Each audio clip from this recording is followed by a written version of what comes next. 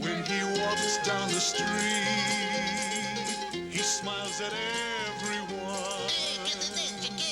Everyone that he meets calls him King of Kensington. How you doing, King? Thank God it's King. He finds his fortune in the faces that surround him.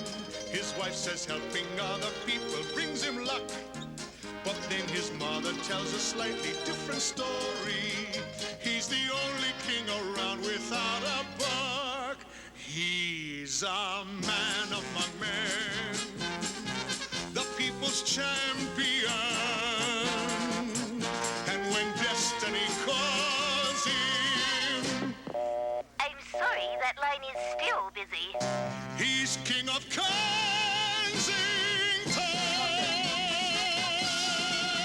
What a guy.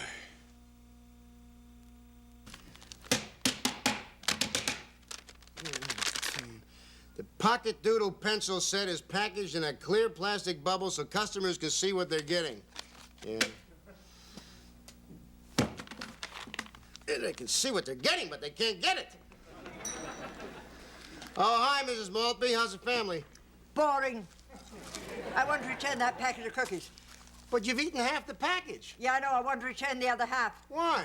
Oh, I hate them. Can I take these in exchange? Sure, yeah. Okay. Well, if it isn't the honorable and revered Alderman Slotchuck. Good morning, Larry. Good morning, Mrs. Maltby. Save it for the sucker, Slotchuck. I never voted for you. How you doing, John?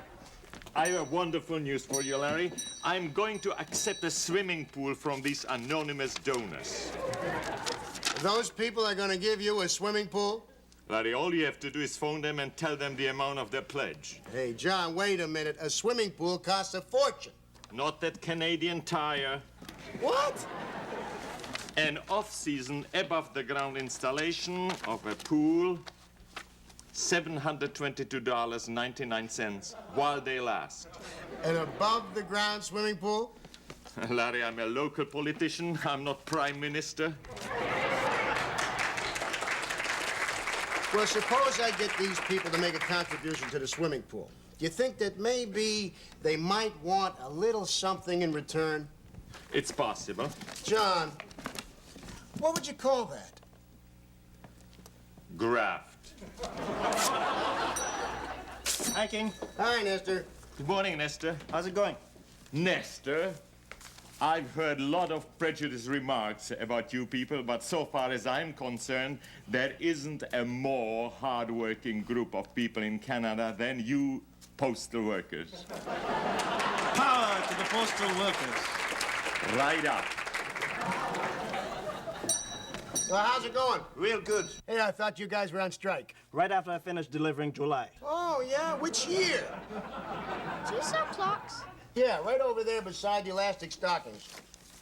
Now, what do you got for me here, huh? A bill? Another bill? Canceled checks?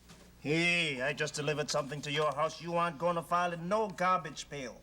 A big, bad brown envelope all the way from the Department of National Revenue. Hey, it came, huh? 280 smackers. Would you believe that I've been phoning the tax center every single day to get that money? And they finally gave it to you. Yeah, just as soon as I stopped calling. What? How much for this Mickey Mouse clock? $8.99. Do his hands move? His hands and his feet, yeah. Hey, I don't get it. Well, 4 months ago, I started calling a guy named George Willoughby at the tax center to get my refund check. I called him every single day. So what happened? After about a month, Willoughby started getting very personal with me, and I hadn't seen my 280 yet, but this guy's telling me things that I wouldn't tell a psychiatrist. Yeah? And then it hit me. Our relationship was becoming very meaningful to him. So I did something rotten. What?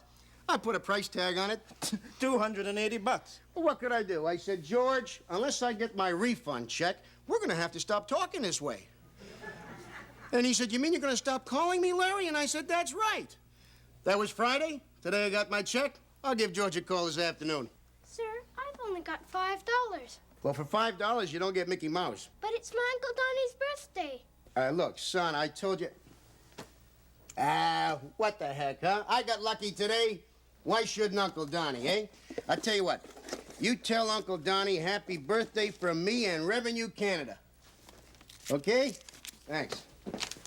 $280. So what are you going to do with it? Well, I'm going to buy Kathy a new washing machine. Don't get a Universal, man. They stink. Oh, yeah? That dryer of yours not working yet, eh? When did you buy it? 2 months ago. You want to get it replaced? I want to get it buried. I'll tell you what. You bring it here tomorrow, I guarantee it's replaced by Friday. Yeah? Bring a clothes dryer in here to the store? Yeah. Listen, trust me. Okay, I trust you. So how about after work? You gonna play with your bubble pack or you gonna play a little poker? I'm gonna play a little poker. I mean, the way my luck's going, I'm gonna play a lot of poker. Hey, I gotcha. See what I mean? Everything is coming up roses. Here, have yourself a pocket doodle pencil. Later. Hey, read 'em and weep. 3 lovely ladies. It's 5 ends in a row. It's my day. Come on, whose deal? I'm out. You're too hot for me. Yeah, me too. You're too lucky for us. Hey, boys, tonight we're going to the track because when you're hot, and I'm hot. Yeah, you're hot. I'm broke. I tell you what, I'll make you a small loan of $50 courtesy of income tax, eh? Hey, Max, come on. We're going to the track tonight. Get Charlie to fill for you. Charlie is filling in for me. I can't go to the track tonight. Hey, Uncle Max, that's a fab suit you got on, man. You dress like the club at a liquor license. See you tonight, Eddie. Okay, I'll be ready. See you later. So, where you going, Max? Tonight, I'm going to step out. Hey. You're not the only one in this club who won something today. All right, what? You want an audition at Tiny Talent Time, huh? Come on, Max, where you going? Well, every once in a while, fate intervenes. Intimate Dance Studios chose me to answer a skill testing question. Yep. Out of the whole telephone book, Dame Fortune's finger beckoned me. So, you got the finger from Intimate Dance Studio. Huh? What was the question? In what way were the Rich brothers related? And you got that, eh, Max? Sure, they were brothers. I suppose the lady who phoned you was very charming, huh? Nice voice. Beautiful voice. She's going to meet me there tonight. Yeah, I bet she will. And did she tell you that happiness was just around the corner? No, she told me it was just a foxtrot away. Max, you ever been to one of these places? No. Feeling a little nervous? Yeah, little. Why don't you turn the radio on, Max? Get some nice music. Full-color wall charts of authentic... How's that? Perfect. Max, I want you to use that wonderful imagination of yours and pretend that I am a beautiful young lady. Blonde or brunette? Whatever. And we are dancing together. And I'm the man. Right. What do I look like? Well, you're yourself. Okay, I'll lead. I wish that all our pupils had this much life in their dancing. You're not so bad yourself. What's your name, Blondie? Whatever. Gee, I love it here. Everyone is so nice. And we have such fun at parties. How do you feel? Fine. Would you like to have fun like this a lot? Sure would. I bet you'd like to dance with a pretty girl like me every night of the week, wouldn't you? Who wouldn't? I bet you'd even be willing to spend $10, $20, $30 an hour to have fun like this. Whatever. Max! Max, don't you see what she's getting at? Who? Me, Blondie. What do you mean? Intimate Dance Studios is just a con job. You're kidding. No, that woman who phoned you today isn't interested in you, Max. She isn't? No, she's only interested in getting you to sign your life away so she can have her commission. Really? Yeah, tonight it's for free, and after that, she just takes your money. Not me, King. No, huh? Not you. Why not you? I don't have any money. Oh, well, guess I'll just have to stay in my room and do what I always do. Sit and watch TV. Max, maybe this place is different. Go ahead. Go on out there and take that free lesson tonight. And, here. Take 2 more lessons next week. But I'll tell you something. You sign anything, Max, and I'll break both your feet. Thanks, King. Don't thank me. Thank the tax department.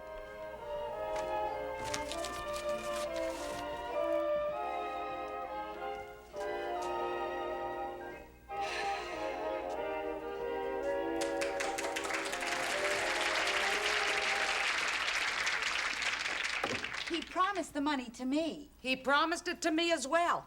But your request isn't practical. I'm talking practicality. People have to wash clothes. If you wash clothes, you need a decent washing machine. My request isn't practical? No, it's frivolous. You think the removal of unwanted hair by electrolysis is frivolous?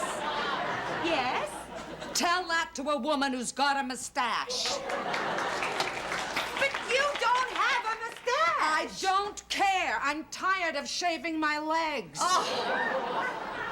The envelope, please.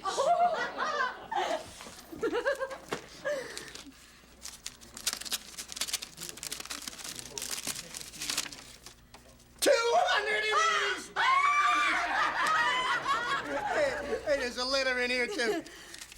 It's from George Willoughby. Gee, I should have phoned him this afternoon. Thank you anyway, Georgie. Dear Mr. King. He's getting a little formal, huh? The Income Tax Act requires that taxpayers keep such records and books of account as are required to determine the taxes payable and authorizes the department to investigate your tax return by an audit of... Audit? But they're going to investigate your taxes? Did he say audit? Yes. Oh.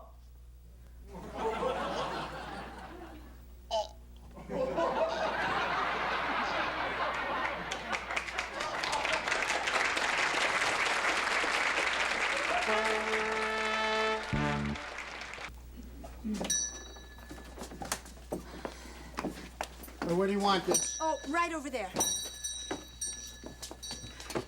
If we're going to be falsifying the records, we should do it in the daytime. That way we can see what we're doing and not make mistakes. Nobody's falsifying anything.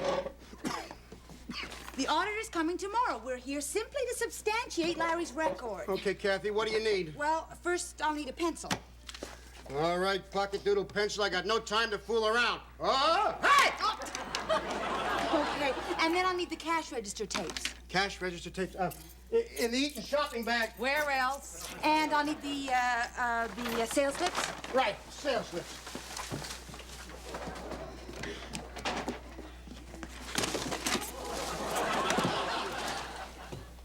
Oh, look, he's got it in alphabetical order.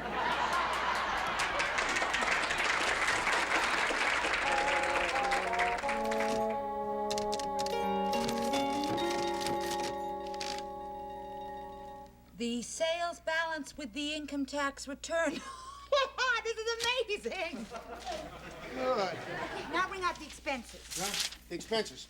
They're in the green garbage bag. Where else? It's 3 o'clock in the morning. Even burglars don't work this late. We're nearly done.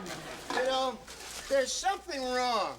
Here we are worrying about a few tax bucks when Trudeau's personal office staff costs us $1.5 million a year. If we're lucky, next year with a price freeze, it'll only cost us $12 million. I hope he keeps his receipts. Here, the expenses. What is this? I think it's garbage, Larry. Garbage? In my garbage bag? Oh, my God. I threw out the expense receipts. Oh, my God.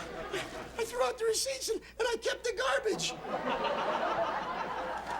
Kathy, what am I going to do? Probably 3 years.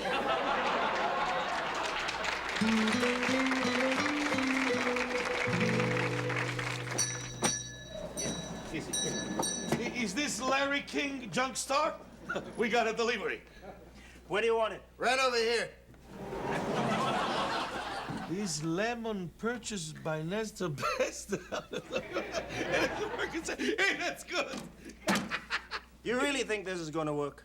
Sure it's gonna work. I had a friend who had a Firenze automobile. A real bad car. So he hung hundreds of lemons all over. He's got his money back. Company didn't like the publicity, eh? No, he couldn't see where he was going. He ran into a bus. The insurance paid for everything. Hey, the tax man come yet? No, he's due any minute now. Hey, tie a lot of lemons to his head. Maybe he'll get hit by a bus.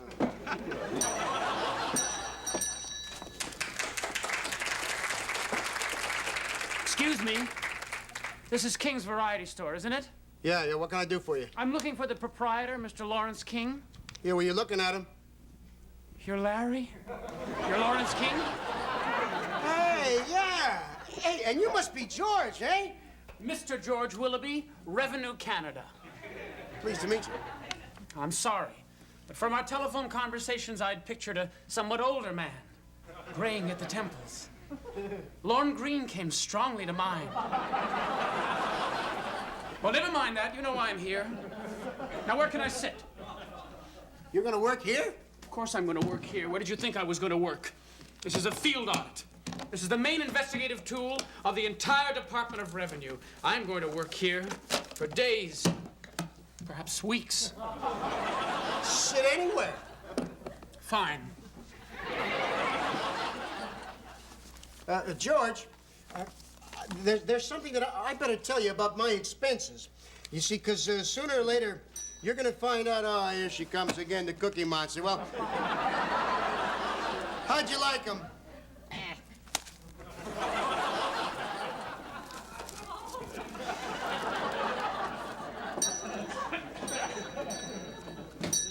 She brought you back half a package of cookies? You gave her a full package in exchange? She likes cookies. So do I. You know, she's doing me a favor. Now I'm down to half a pack a day. That's a very compassionate gesture. I could tell you were like that before you cut off the calls. Never mind that. This is an audit. George, I'm going to tell you something. You know, in a business like this, it's very hard to keep the record straight. You accumulate a lot of garbage. You do have a little gray on the sides. What? On the sides, you're getting a little gray. Oh, that's because I've been doing a lot of worrying lately. What the hell do you mean by this? What? Telling a child he should give his uncle a clock with a mouse on it. He made me buy it. This guy makes me sick. Well, you're not going to get away with it. Give him back his money. Now. Do you believe that guy trying to take advantage of our little kid? All right, here. Come on, come here's on. your $5. Wait one small minute. This clock costs $8.99. Look here, $8.99. Fork over the other $4 or I'm calling the cops. Lady, I let the kid have the clock for $5 because he didn't have any more money, right? Oh, sure. I'll bet you did. You're Santa Claus. Come on, fork it over. God, you poor thing. I can imagine what he's putting you through with that dryer. We only bought a clock. Wait, I'll tell you what, we're going to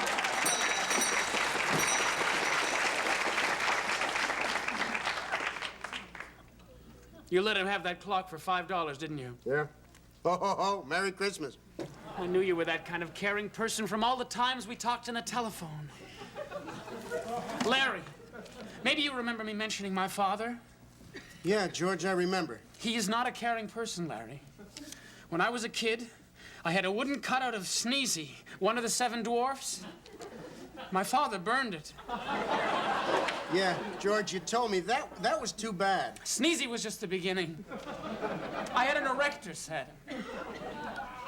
Well, never mind that. This is a tax audit. George, I just gotta tell you about my expenses. There it is. Put it in the truck. Yes, sir, Mr. Spencer. Okay, wise guy, get out! Hey, hold it. Where do you get off pulling something like this? Dryer, Universal, resting at King's Variety Store, burial at sea from the Toronto Island Ferry. Press and public welcome. Now, I suppose you think that's cute? Yeah, I think that's cute. That's why I phoned it in yesterday. Now, am I getting my new dryer? Oh, yeah, you're going to get your new dryer. You know what you should be getting? A libel suit! Hey, so sue me. My God, Larry, that man terrified me. Sure. When he came at me there, it was exactly like what used to happen when I was a kid and I'd be doing something wrong. And my father would come at me. I would be absolutely terrified. It's okay. Thank God you were here. Hey, come on. Hey, are you okay? I gotta sit down. Yeah, over here. You got any water? Yeah, sure. You got root beer? Yeah, I got root beer. George, there's something I gotta tell you. It's been driving me crazy since 3 o'clock this morning. Here, you want a straw? Thank you, Larry. We came here last night, my wife, my mother, and me, to get the record straight. The average person might give you a root beer, but he'd never give you a straw. George, I threw out the expense receipts. My father wouldn't give you a straw. He wouldn't even give you a root beer. George, will you forget about the straw? I'm sorry, Larry. You just don't forget a thing like that, not if you've lived the life I have. Whatever, but look, George, I threw out the expense receipts. Forget the expense receipts, Larry. I'm talking about a relationship, a telephone relationship. Our telephone calls, they changed my life. I threw them away in the garbage. Look, you were the only person who ever told me I had a father complex. And when I told you I always hated accounting, and you said, George, you don't sound to me like the kind of man who would be shackled to something mundane. Well, next Monday I start as a dental technician. What? That's what I've always wanted to do. Hold it. You mean you're not with the tax department anymore? This is not a tax audit? This is not a tax audit. I lied. I'm a liar. George, why are you here? Because I had to see you. George, why did you write me that letter? For the same reason I held up your check for 4 months. Our relationship had become very meaningful to me. I didn't want it to end. George, I'm going to tell you something. Anybody who is not doing a tax audit is a friend of mine. Oh, he's thinking about going to a dance studio, too.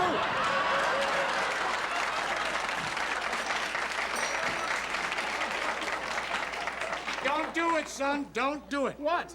I went there last night. They don't care about you. Just like the rest of the world. They only care what they can get out of you. Say, that's right. My father didn't care about me. Mine wasn't exactly crazy about me either. He forced me to become an accountant. But now, I am finally launching myself into the career I was meant for. You see, I was afraid of my father. What does he do? He's a dentist. My father always pushed me around. He wanted me to be a girl. He always wanted a daughter. King, what did your father want you to be? Punctual. I gotta close up now, or I'm gonna be late for dinner. Son, have you had your dinner? No. Will you be my guest? I would really like that. Good. So your father always pushed you around? Oh, yeah. I remember when I was a kid. Hey, George, you give me a call once in a while. What?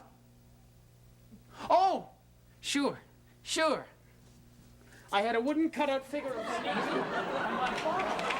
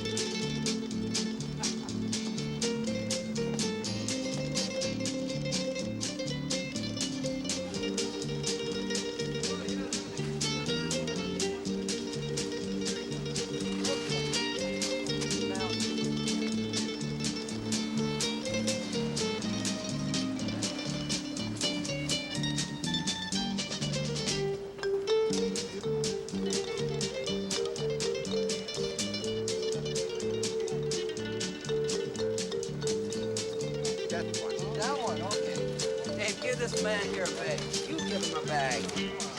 95, please. Thank you very much.